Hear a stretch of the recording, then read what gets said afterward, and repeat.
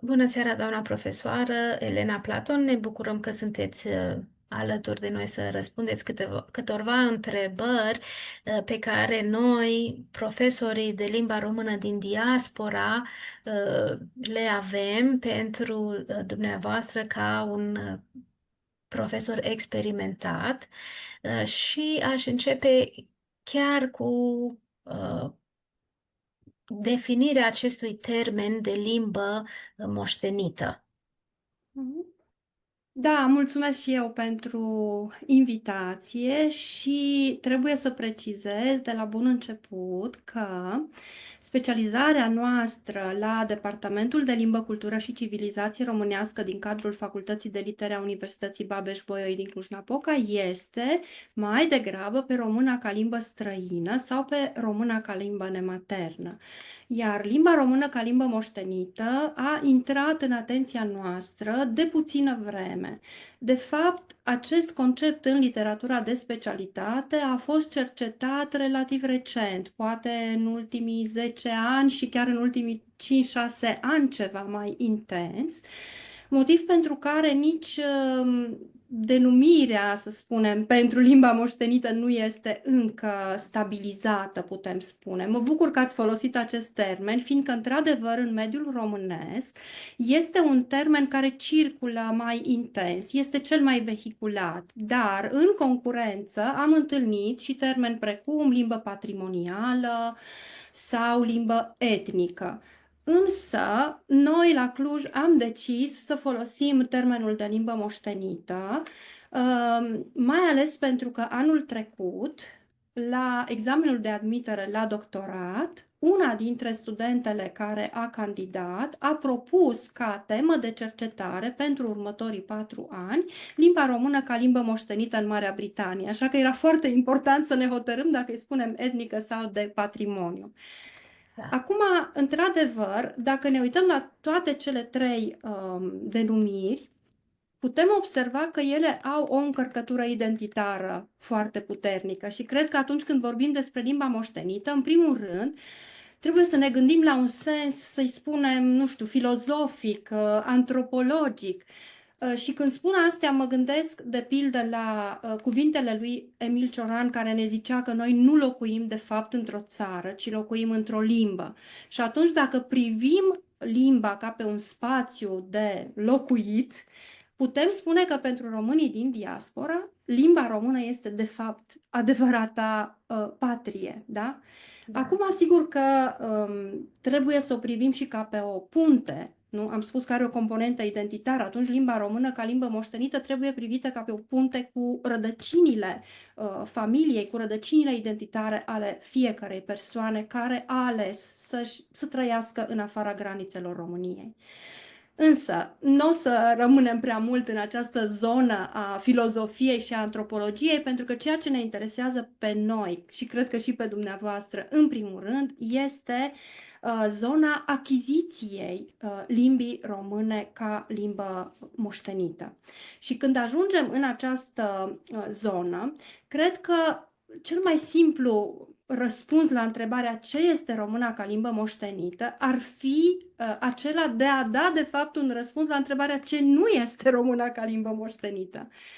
Uh, în prima instanță îmi vine să spun româna ca limbă moștenită nu este o limbă străină, așa cum este pentru Exact. cetățenii străini cu care lucrăm noi. Deci Exact. asta cred că este destul de clar.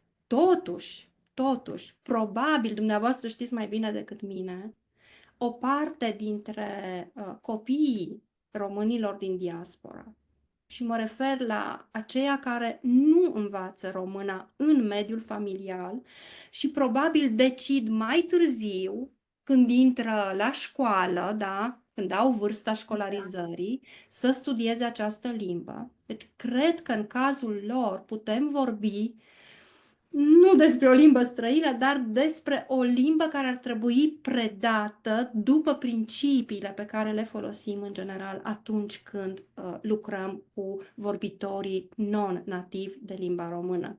Acum, dacă vreți să-mi spuneți dumneavoastră dacă există și asemenea cazuri, m-aș bucura. Dacă nu, o să încerc să vorbesc mai degrabă despre raporturile limbii române cu limba maternă și mai ales despre acei copii care vin totuși cu o limbă română, să spunem, parțial achiziționată în clasele primare. Da, așa este.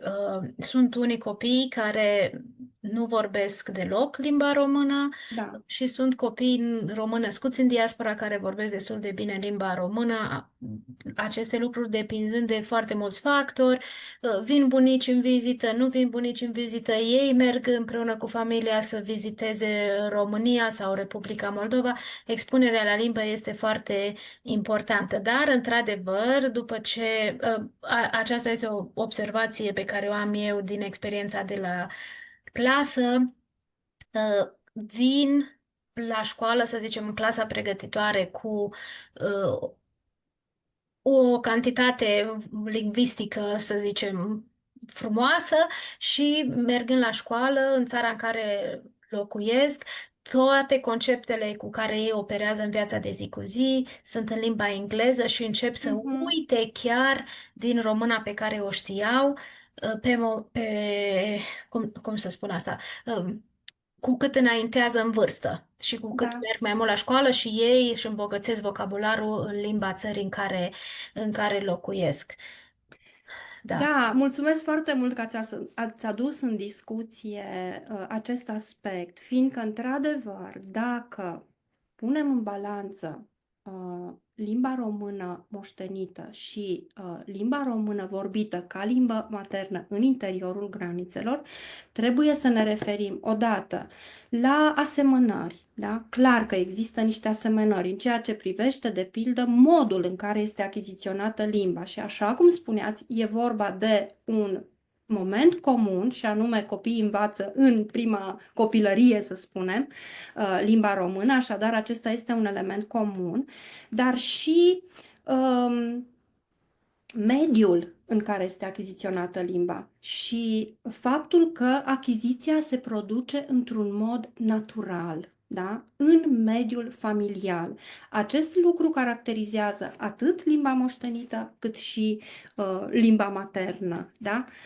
Prin urmare, trebuie să avem în vedere aceste asemănări, dar în același timp trebuie să vedem deosebirile, fiindcă, așa cum bine spuneați, chiar dacă și limba moștenită poate fi învățată în prima copilărie în mediul familial, în momentul în care copiii intră în etapa de școlarizare, limba lor română, învățată în familie, riscă să se fosilizeze. Ce înseamnă asta? Îngheață, pur și simplu. Nu mai evoluează. De ce?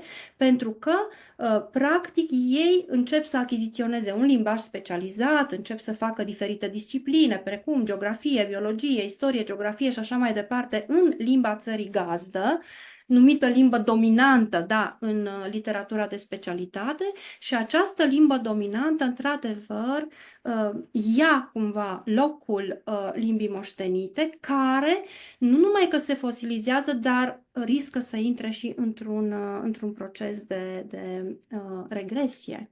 Da?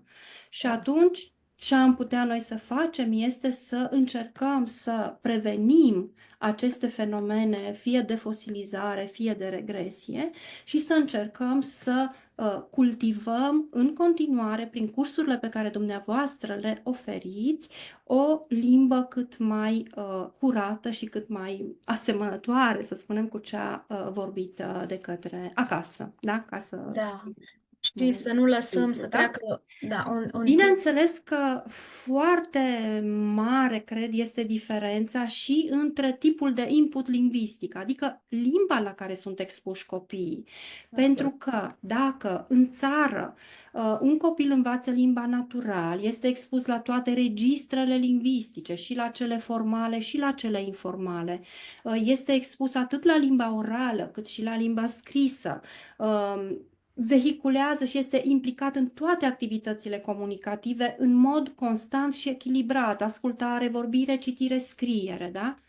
Cred că în cazul românei ca limbă moștenită, această expunere la limbă odată nu este constantă, nu este continuă, poate că este chiar, nu știu, fragmentată și limba poate este mai degrabă o limbă informală, adică aceea pe care o vorbim cu toții în mediul familial. Și atunci, nu știu dacă ar fi să ne referim la trăsăturile românei ca limbă moștenită, așa pe principalele paliere ale limbii. În mod clar, pronunția poate fi serios afectată de caracteristicile limbii dominante, nu? Mă gândesc că ei pronunță pui, de exemplu, drept pui, da? Adică cu acel p aspirat, care este specific limbii engleze, nu? Sau la nivel lexical, poate că primează, și aici o să vă rog să-mi confirmați sau să-mi infirmați, regionalismele. Poate vorbim de o limbă regională, mai ales în situația în care ei interacționează mai mult cu bunicii, da? Sau cu cei din comunitatea familială, comunitatea religioasă. Fiindcă, într-adevăr, dacă copiii românilor de acasă sunt expuși la limba română nu numai în mediul familial, ci și la școală și în societate în general, pe toate palierele acesteia, cred că în privința copiilor din diaspora, contactul cu limba română și expunerea la aceasta se desfășoară mai ales în familie și în comunitățile religioase, Așa nu? e, așa e, aveți dreptate. Acum îmi dau seama de adevărul acestui fapt. Într-adevăr, expunerea la limbă și atunci achiziția vocabularului se petrece, un vocabular care e deja limitat, pentru că ei în casă, oricare copil, nu e limitat la un anumit vocabular care e, nu știu, noi l-am numit, nu știu dacă există termenul, dar noi mai glumeam, ziceam că e un vocabular de bucătărie. Da, Da, da, adică, cred că e o metaforă foarte potrivită, da, pentru că, într-adevăr, intimitatea mediului familial cred că se regăsește în această da, metaforă a bucătăriei, sigur, unde ne place da. să ne retragem la un ceai cu toții.